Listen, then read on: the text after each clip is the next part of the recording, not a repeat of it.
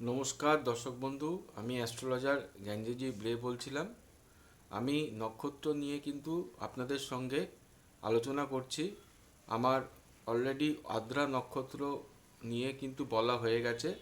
অশ্বিনী থেকে আদ্রা এইটা নিয়ে কিন্তু আলোচনা হয়ে গেছে। এই যে আলোচনাটা হচ্ছে এটা কিন্তু আপনার যে জন্মকালীন নক্ষত্র সেরকম কিন্তু আলোচনা এটা নয়।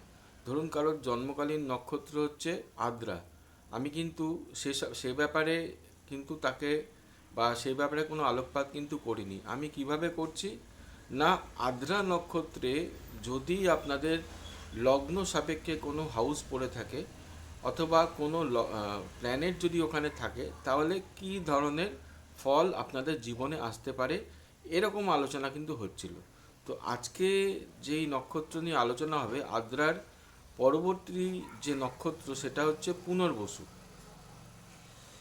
তো পুনর্বসুর প্রথমে বলবো যে পুনর্বসু নক্ষত্র কত থেকে কত ডিগ্রি অবধি অবস্থিত। পুনর্বসু নক্ষত্র মিথুনের 20 ডিগ্রি থেকে কর্কটের 3 ডিগ্রি 20 মিনিট পর্যন্ত, এই যে 13 ডিগ্রি 20 মিনিটের যে স্প্যানটা, অর্থাৎ 20 ডিগ্রি থেকে কর্কটের 3 ডিগ্রি 20 মিনিট, 13 ডিগ্রি 20 মিনিট হয়ে গেল। এই যে স্প্যানটা রয়েছে সেটা কিন্তু পুনর্বসু নক্ষত্র।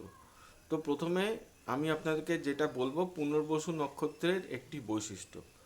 পুনর্বসু নক্ষত্রের একটি বৈশিষ্ট্য হলো সিম্প্যাথি দেখানো, বা মানুষকে, বা বলা যায় যে গিল্ট ফ্রি, অর্থাৎ পূর্বে যদি কেউ কোনো অসুবিধা দোষ করে থাকে তাকে সেটা দেখানো যে ঠিক আছে এরকম দোষ হয়ে গেছে, তুমি যাতে দোষমুক্ত অবস্থায় থাকতে পারো, সেটাই কিন্তু পুনর্বসু নক্ষত্রের প্রচেষ্টা থাকে জাতকের উপরে।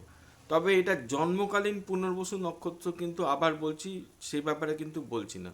ধরুন কোনো হাউস যদি পুনর্বসু নক্ষত্রের মধ্যে পড়ে যায় বা কোনো প্ল্যানেট যদি পুনর্বসু নক্ষত্রের মধ্যে পড়ে যায়, তাহলে ওই প্ল্যানেটের যে কারকতা বা ওই হাউসের যে কারকতা, সে ব্যাপারে জাতক কিন্তু কি হবে, সহানুভূতিশীল হবে।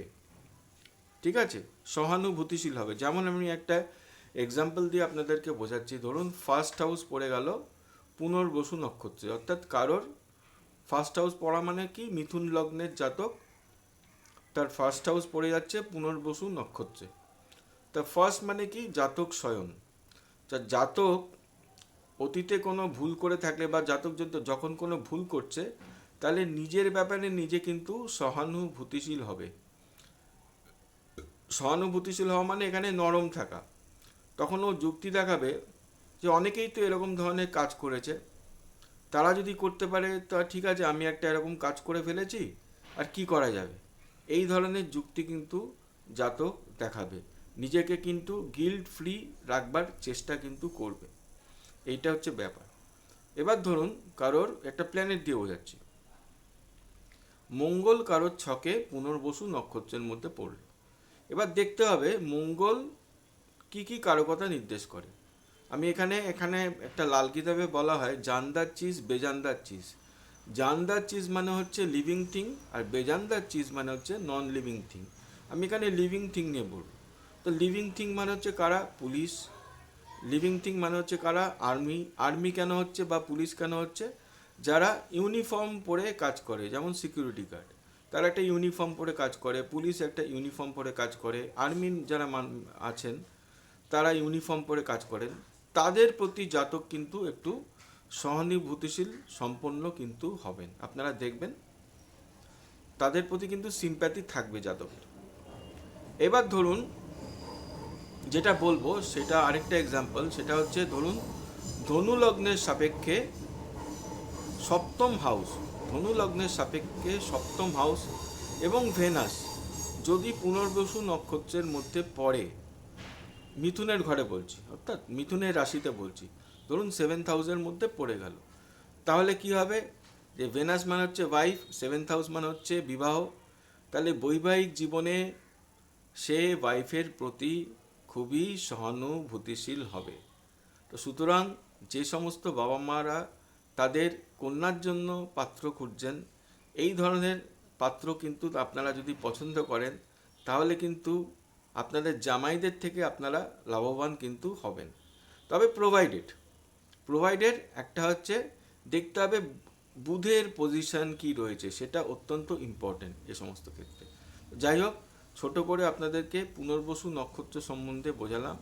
যদি ভালো লেগে থাকে তাহলে ভিডিওটাকে আপনারা লাইক করবেন।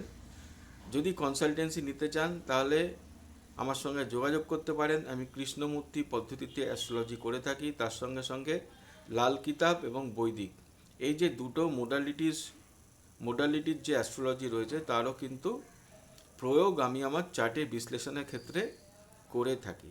সবাই ভালো থাকবেন। এরকম ভিডিও নিয়ে কিন্তু আপনাদের সামনে হাজির হব। নমস্কার।